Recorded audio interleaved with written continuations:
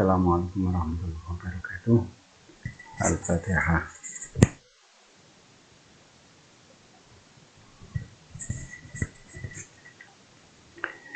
Bismillahirrahmanirrahim. Qala al-musannif rahimahullahu ta'ala wa nafa'ana bihi wa bi'ulumihi fid dharain amin ya rabbal alamin. Amma ba'du. Anapun ing dalam sause basmalah, hamdalah, salawat salam. Fahadha mongko utawi iki al-hadir fi dzihni. Juz latifun kang lembut, yassarahu muga-muga gambangake ing juz'un latif sapa Allah Ta'ala fima ing dalam nerangake perkara yajib kang wajib apa ta'allumuhu ngaji ing ma atau belajar ing ma wa ta'limuhu lan ngulang atau mengajar ing ma wal amalu lan ngamalake bihi kelawan ma lil khasi ketuwe wong kang tertentu awil wal amilan wong umum. Wal wajibu utawi perkara kang wajib iku ma perkara wa'ada kang wis janji sapa Allah fa'ilahu ing kang laksanakake ma isawapi kelawan ganjaran. Watawa'ada lan ngancam sapa Allah tarikahu ing wong kang ninggal tingma bil iqabi kelawan siksa.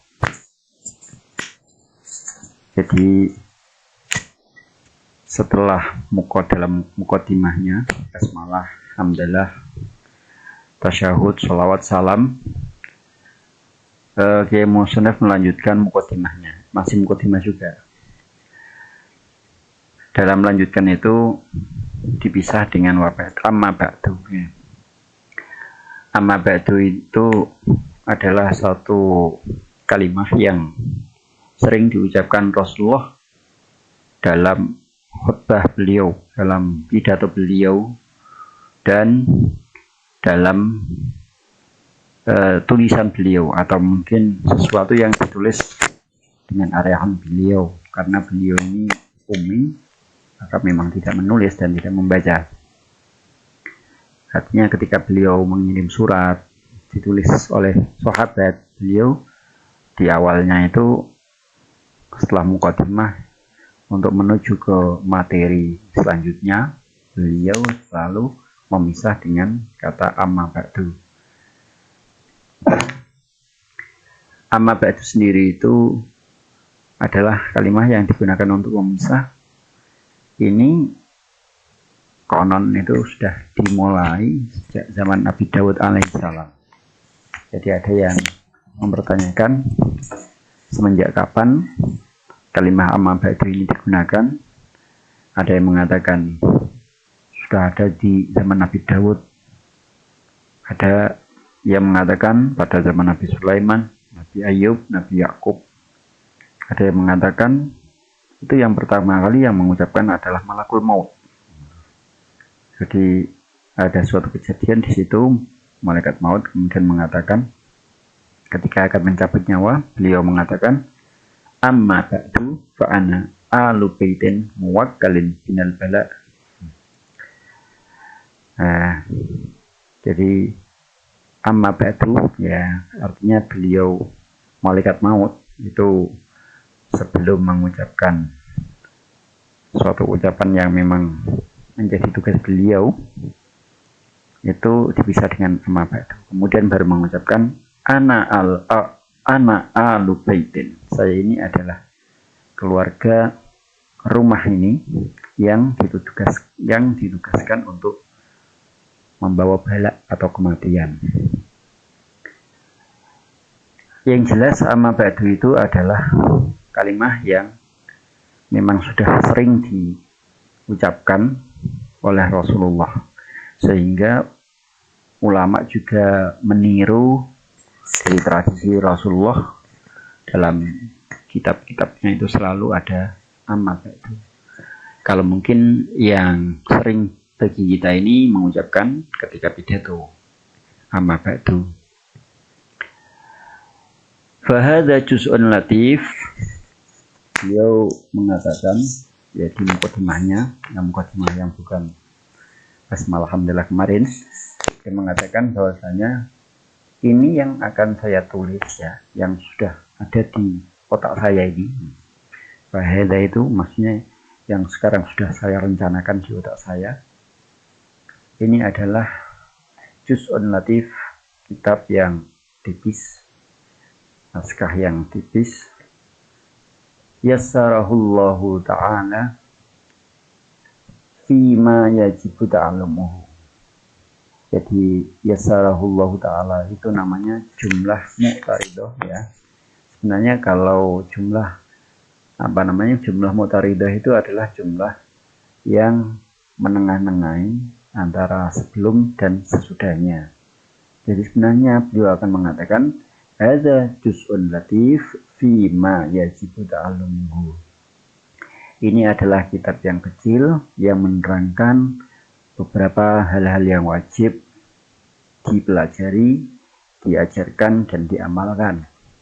Di tengah itu beliau ada jumlah mu'taridah yang isinya adalah doa. Semoga apa yang sudah saya rencanakan ini nanti dipermudah oleh Gusti Allah, dimudahkan oleh Gusti Allah.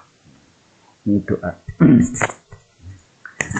Jadi beliau meskipun sudah mumpuni dalam keilmuan, namun beliau tidak melepaskan sisi bahwasanya apapun yang dikerjakan beliau tak akan berhasil tanpa itu diberi kemudahan oleh Gusti Allah. Sehingga beliau juga mengatakan yassarahullah, semoga yang sudah saya rencanakan ini juga diridhoi Gusti Allah, dimudahkan oleh Gusti Allah, dan semoga tercapai angan-angan saya.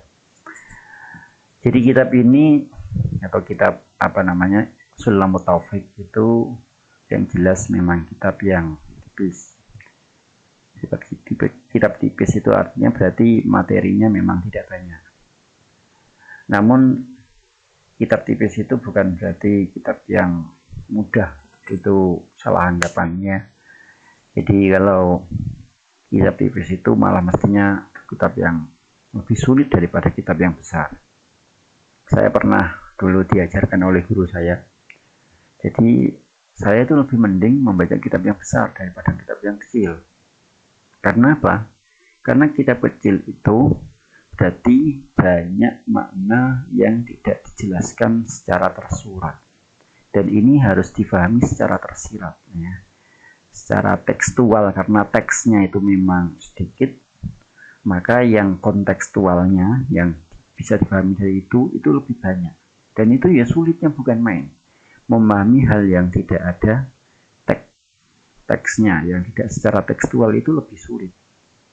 Kalau kitab besar itu malah justru kitab itu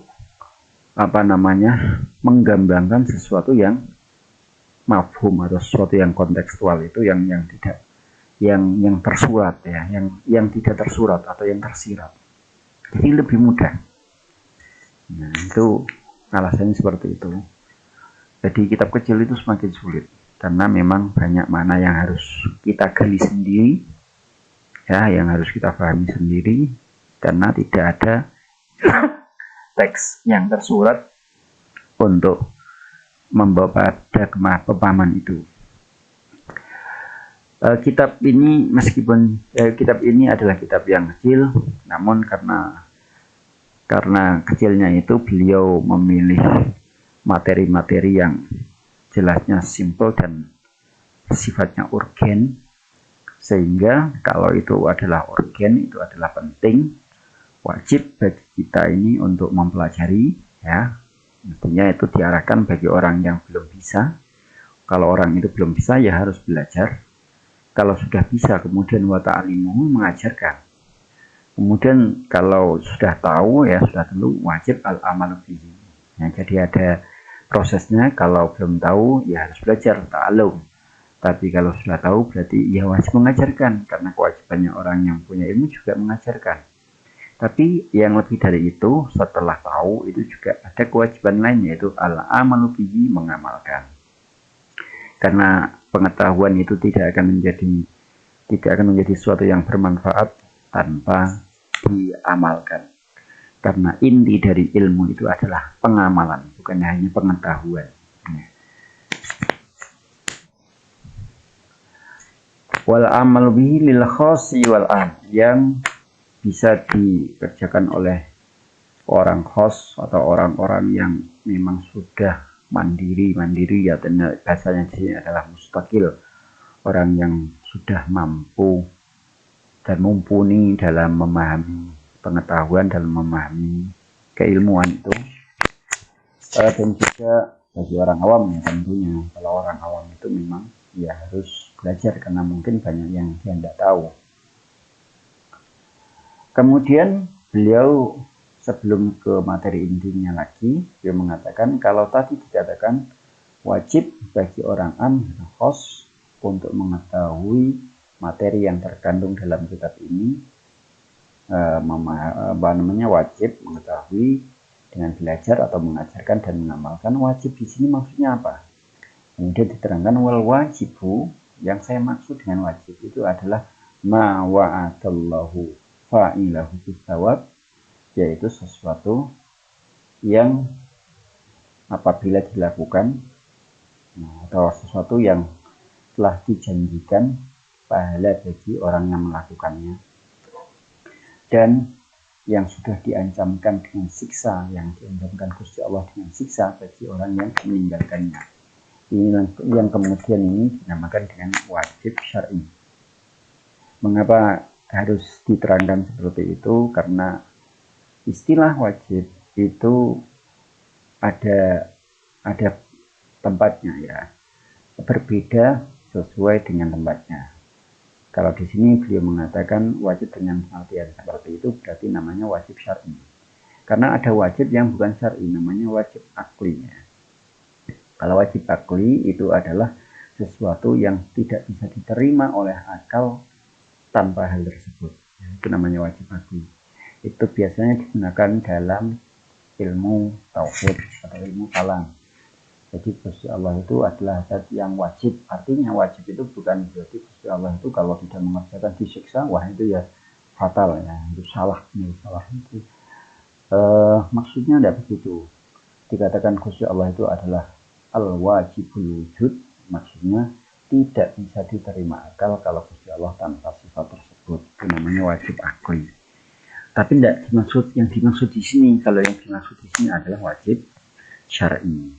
Sehingga dijelaskan yang saya maksud dengan wajib itu adalah sesuatu yang apabila dilakukan akan mendapatkan pahala, apabila ditinggalkan maka akan mendapatkan siksa. Wallahu ta'ala alam bishawab. Assalamualaikum warahmatullahi wabarakatuh.